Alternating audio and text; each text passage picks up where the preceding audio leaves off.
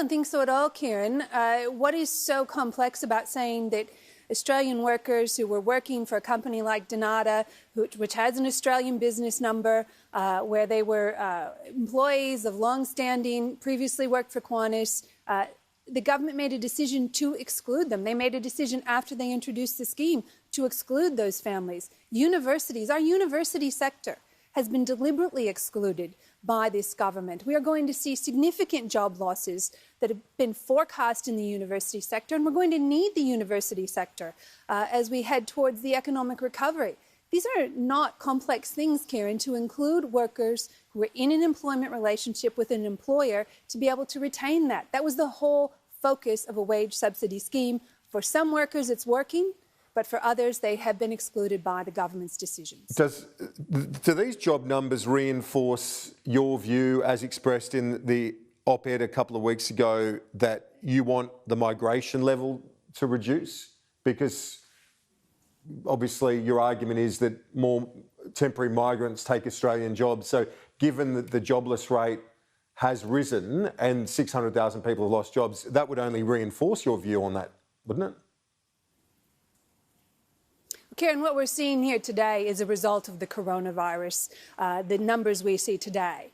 What I have been arguing about since I took the portfolio is that this government has gone out there and capped the permanent migration level, but the temporary migration level has in fact increased. And that is really the conversation that we need to have. What is the right mix of a permanent and temporary migration within our intake? Now, when we've seen the temporary migration level soar under this government's migration settings, we've seen exploitation occur, and that exploitation has put downward pressure on wages. When we have seen temporary migration soar, and when we don't have independent labour market testing, that has made the job market more difficult for Australian workers. When we have seen a government cut funding for training and for apprenticeships, that creates the conditions where Australians aren't getting the skills and the opportunity in order to put themselves forward for jobs. I don't think there's anything remarkable in that observation.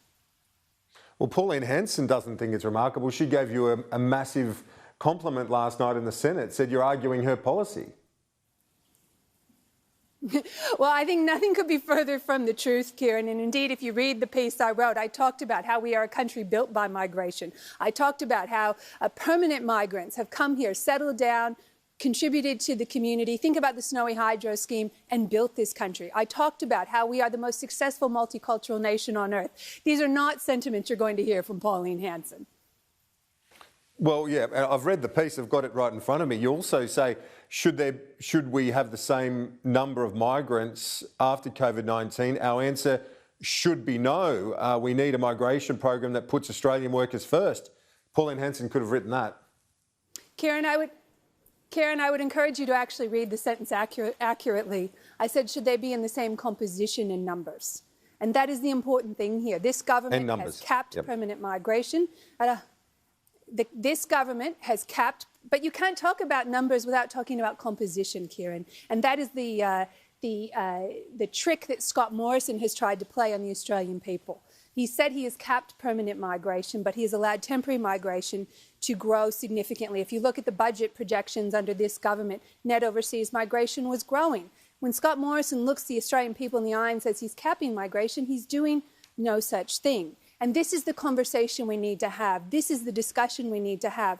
Right now, the migration program has effectively stopped. This is an opportunity for us to talk about the exploitation that was happening of temporary migrant workers, the lack of independent labour market testing, the downward pressure that was putting on wages, and how we get those settings right as we emerge from this. Migration, alongside skills and training, will be an important part of the economic recovery. It's a conversation we need to have as a country.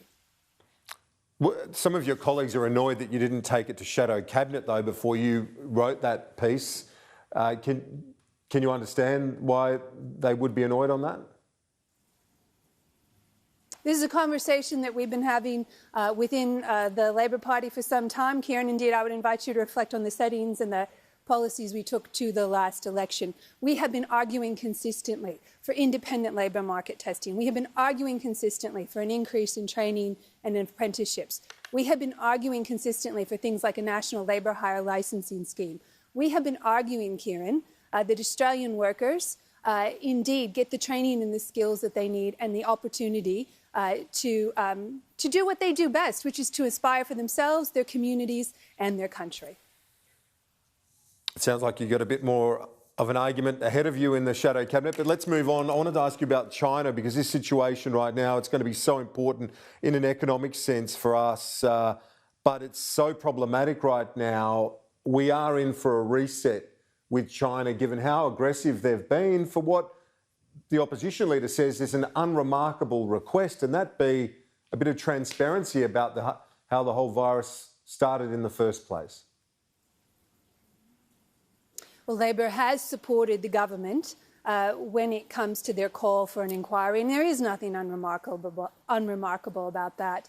If there are deaths in Australia from an unknown cause, we do inquire into that. What we have seen in Australia and around the world, tragically, are deaths and significant transmission of this coronavirus, and it's quite unremarkable for us to support an inquiry into how this started and where it came from.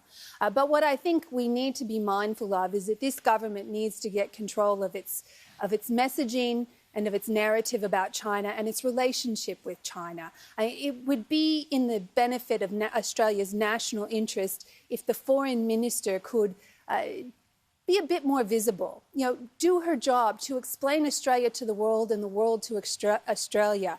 I mean, quite frankly, we could do with a little less George Christensen and a little more Maurice Payne. The final issue I want to ask you about is Virgin, the airline, and a suggestion the Queensland government's going to buy into an equity stake in that airline. Peter Dutton and David Littleproud have criticised that at a federal level. Is this something state governments should be really buying into as a former state premier yourself? Well, first of all, I can understand why the Queensland government is interested in seeing Virgin with its 16,000 employees and the services it provides regional communities, including in Queensland. I can understand why they're keen to see that airline survive. I have to say, though, I'm quite puzzled by Peter Dutton's ongoing and somewhat obsessive commentary about what is happening in the Queensland government. It might be worthwhile if Peter Dutton remembers that he has a day job, that is to be the Minister for Home Affairs in the government of Australia. I mean, to look at his Twitter feed and his public commentary, you think he's moonlighting as the opposition leader there in Queensland. I'm not sure if that is the job he really wants, but it would be important for him to do his day job, particularly when we see the 22nd death from the Ruby Princess. In fact, the deaths from the Ruby Princess, if you count the Northwest Tasmanian outbreak, which seems to have been linked as well to the Ruby Princess, are over 30. It accounts for 10% of Australia's coronavirus cases. I suppose if I was Peter Dutton, I wouldn't talk about my day job either.